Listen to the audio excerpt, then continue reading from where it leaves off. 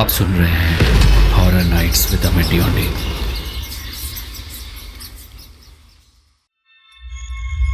आज की कहानी है हॉन्टेड ससुराल।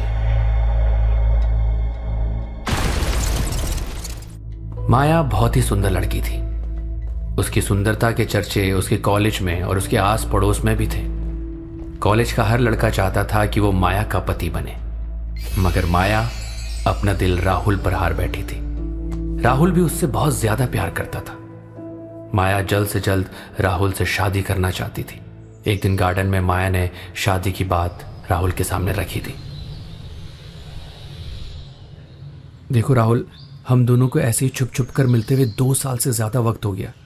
अब तो पापा भी मेरी शादी करने की जिद करने लगे। अगर तुमने कुछ नहीं किया ना तो बहुत जल्दी मेरी शादी कहीं और हो जाएगी। माया, ऐसा मत कहो यार। अगर ऐसी बात है तो आज रात ही मैं तुम्हारे घर आ जाऊंगा। और राहुल उस रात माया के घर पहुंच गया उसका हाथ मांगने के लिए। राहुल एक अमीर घर से ताल्लुक रखता था और माया एक मीडियम क्लास फैमिली से थी। माया के पिताजी अपाहिज थे। उनकी पेंशन से ही उनके घर का खर्चा चलता था। राहुल से मिलकर वो शादी के लिए तुरंत राजी हो गए और कुछ ही दिनों में माया दुल्हन बनकर राहुल के घर पर आ भी गई। माया का स्वागत राहुल की मां रुक्मणी और राहुल ने बड़े धूमधाम से किया।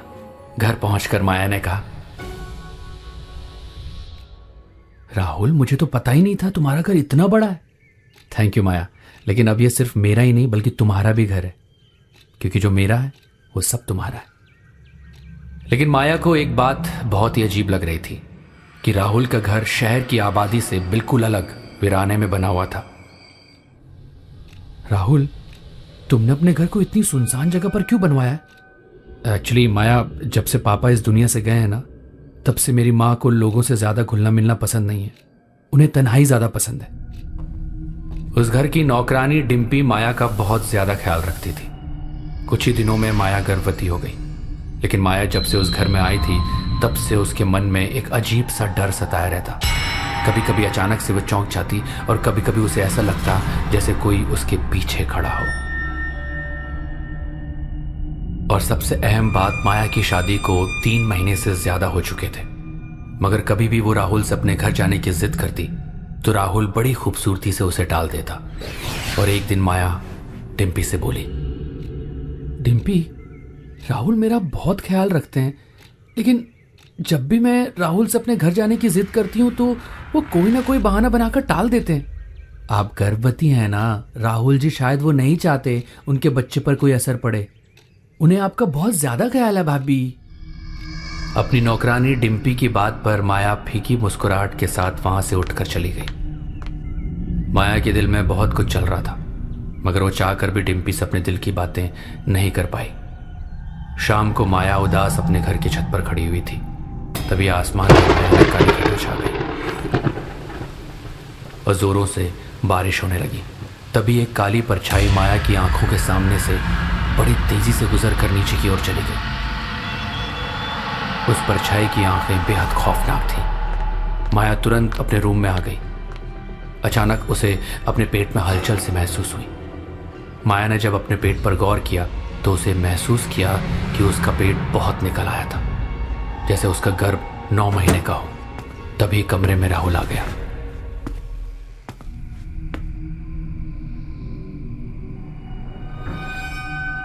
माया डरते हुए कपकपाई हुई आवाज में बोली, मैं जब छत पर खड़ी थी तो मेरा पेट नॉर्मल था, मगर अचानक मौसम खराब हो गया और मैंने एक भयानक परछाई देखी। मैं डरकर अपने कमरे में चली आई और तभी अचानक देखा मेरा पेट खुद ब खुद बढ़ गया।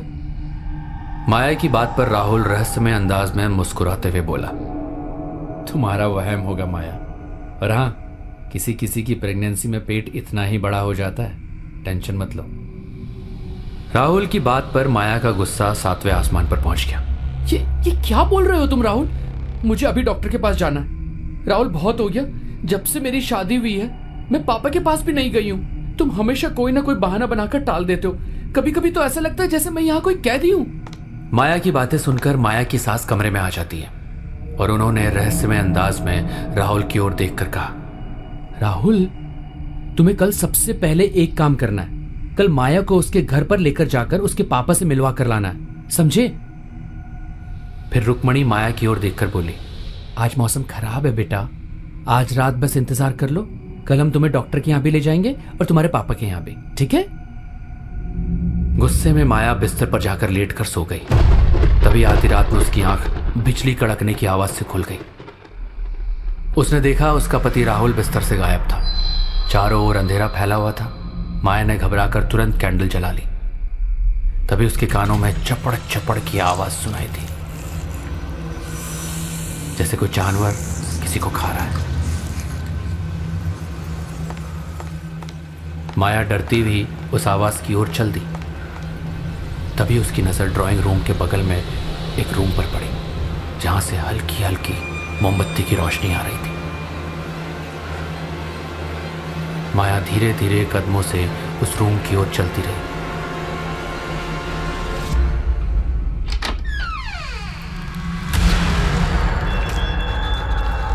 मगर जैसे ही उसने दरवाजा खोला तो सामने का खौफनाक मंजर देखकर उसके हलक से जोरदार चीख निकल गई। उसने देखा उसकी सास रुक्मणी, डिम्पी और राहुल एक मरे हुए इंसान की लाश को चबा चबा कर खा रहे थे। मोमबत्ती की रोशनी में उन सब के चेहरे बेहद भयानक थे। उन सब की नजरें जैसे ही माया पर पड़ी, वो सब वहशी अंदाज में हंसने लगे।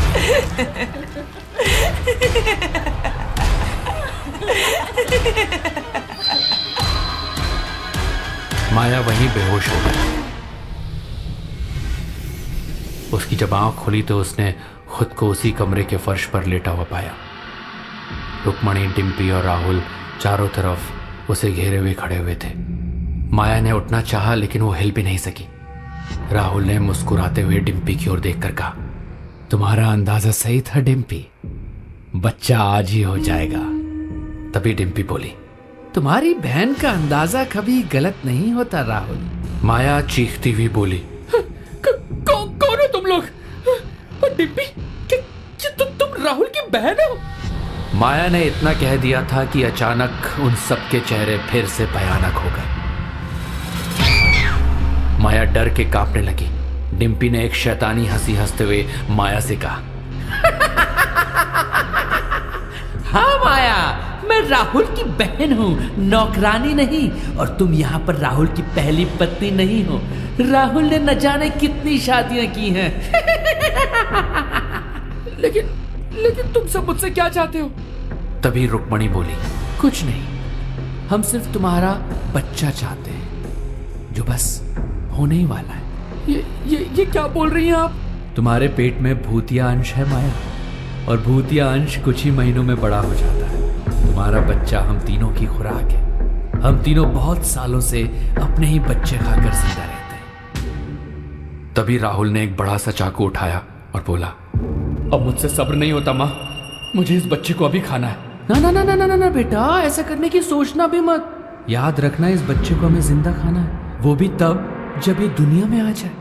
अगर गलती से भी इस बच्चे को इसकी माँ के पेट के अंदर ही कुछ हो गया ना, तो शैतान हमसे नाराज हो जाएगा और हम सब खत्म हो जाएंगे। माया समझ गई थी कि वो शैतानों के चंगुल में फंस चुकी है।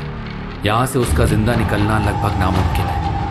वो मन ही मन में भगवान को याद करने लगी और अपनी पूरी ताकत लगाकर राहुल के हाथ से चाकू छीनने लगी। जैसे उसने राहुल के हाथ से चाकू छीना, रुक्मणी चीख कर बोली, नहीं, ऐसा मत करना माया।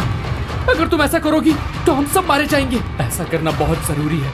मेरे बाद न जाने कितनी लड़कियों को फंसाकर तुम सब उसे मारोगे। इससे तो अच्छा है कि तुम सब आज ही मर जाओ। इतना कहकर माया ने अपने ही पेट में चाकू घुसाया। पेट में चाकू घुसते ही तीनों बुरी तरह से चीखने लगे। देखते ही देखते उन तीनों के शरीर में आग लग गई।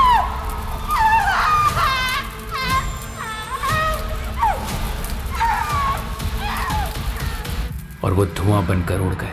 माया ने एक विजयी मुस्कान के साथ वहीं पर दम तोड़ दिया